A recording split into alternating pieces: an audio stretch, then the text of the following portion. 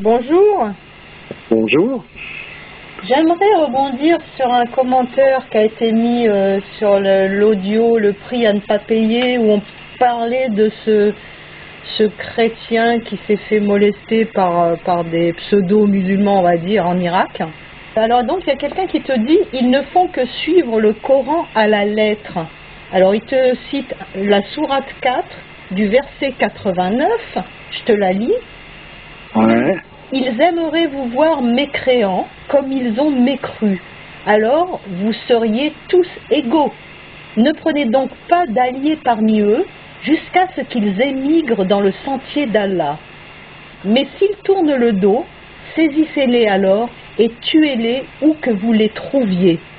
Alors on te demande comment faut-il interpréter ce verset. Ouais. On arrive tout le temps dans des trucs qui ressemblent plus à des absurdités qu'à des écrits qui peuvent avoir été transmis par Dieu, par le truchement de l'ange Gabriel, par un personnage comme le prophète. Tu veux dire que là, il y a un problème d'interprétation de la parole divine ? De toute manière, comment est-ce qu'on peut m'expliquer que Dieu va, en passant par l'ange Gabriel, apporter sa parole, et que sa parole c'est ça? Soit, et alors il faut comprendre ce que ça peut signifier réellement, ou bien alors on parle plus de religion.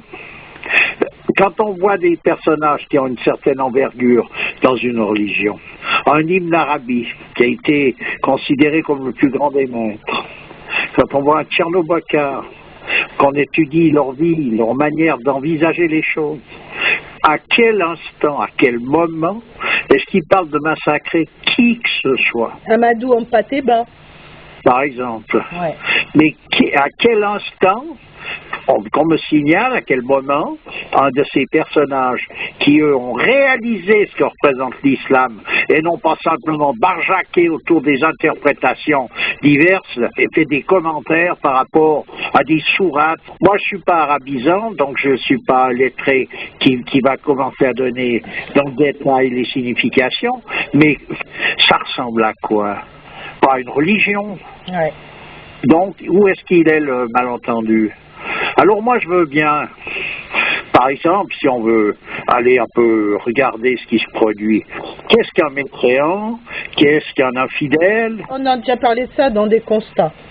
Oui, mais à un moment donné, il y a une signification. C'est-à-dire qu'un personnage qui s'est laissé submerger son intelligence par les passions, c'est un personnage qui est un infidèle. S'il s'agit de ces passions qu'il faut essayer de saisir n'importe où qu'elles soient et de les tuer, d'accord, parce que là on parle du djihad, c'est-à-dire de la grande guerre.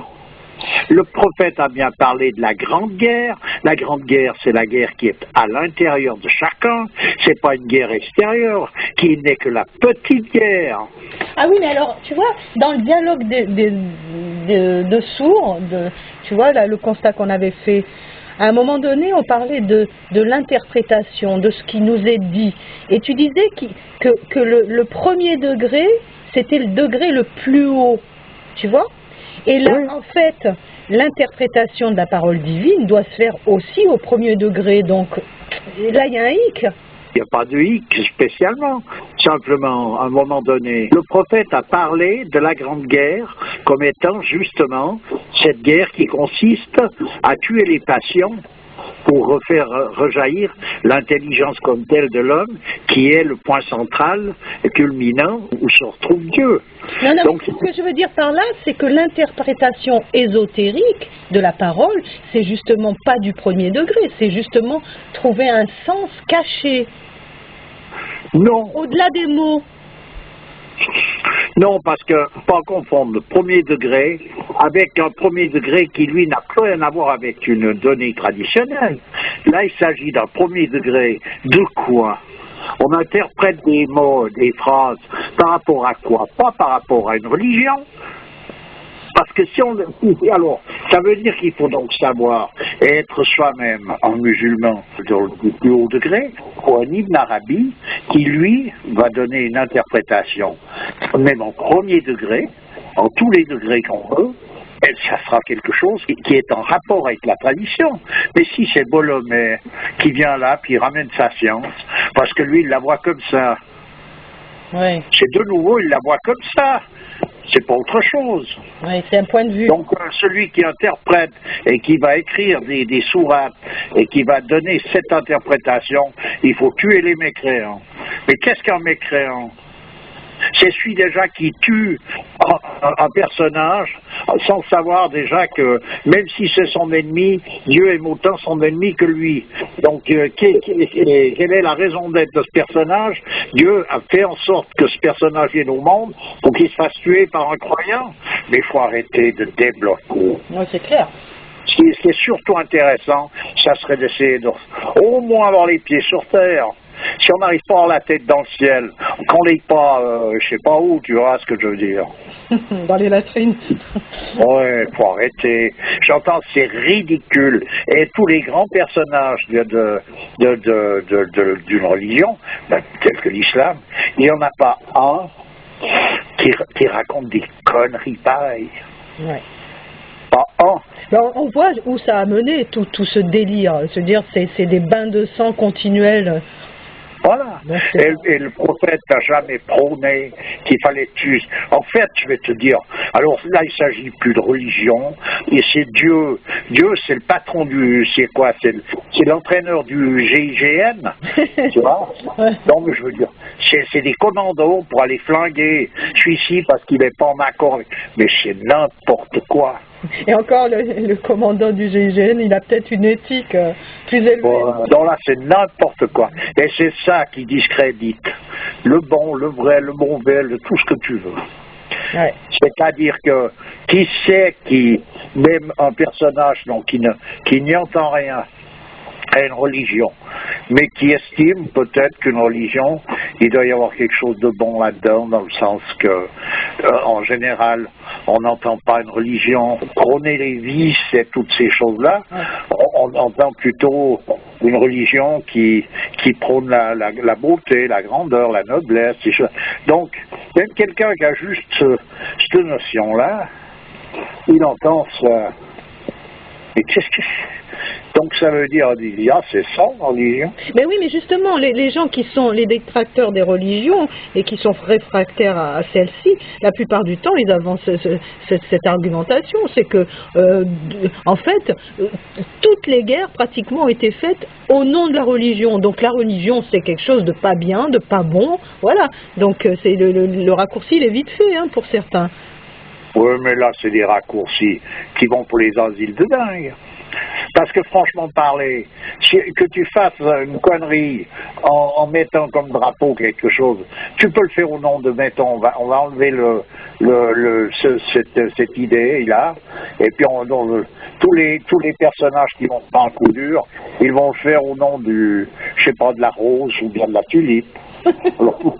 Alors les tulipes, les roses, c'est de la merde. Pardon, excusez-moi. Oui. On a compris. Pour dire franchement, c'est n'importe quoi. Oui, non, mais c'est n'importe quoi. Alors il est intéressant de remonter la filière un peu différemment. Ouais.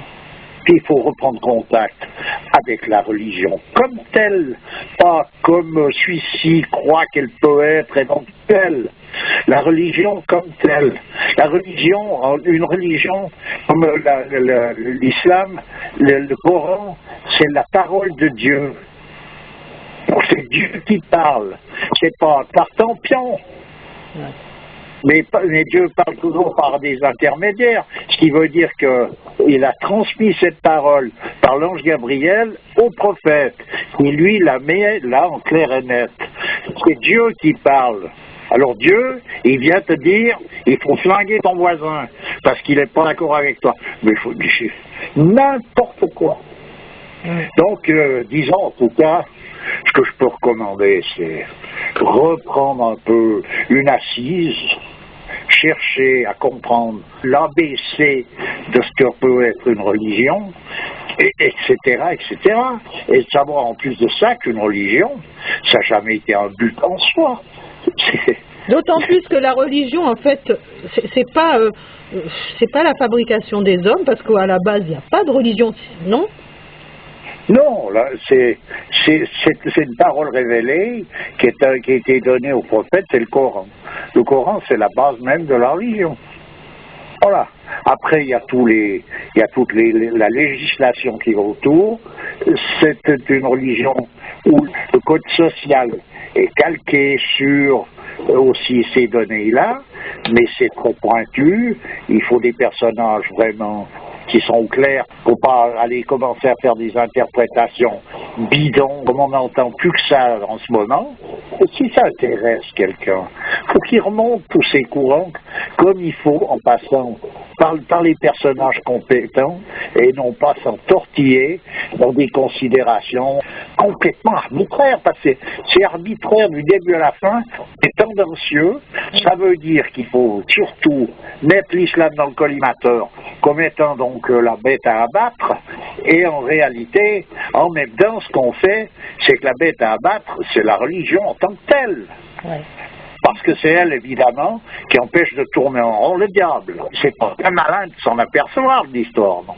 Alors, si je regarde la définition, pardon, si je regarde la définition de religion, la religion a été définie pour la première fois par Cicéron comme le fait de s'occuper d'une nature supérieure que l'on appelle divine et de lui rendre un culte.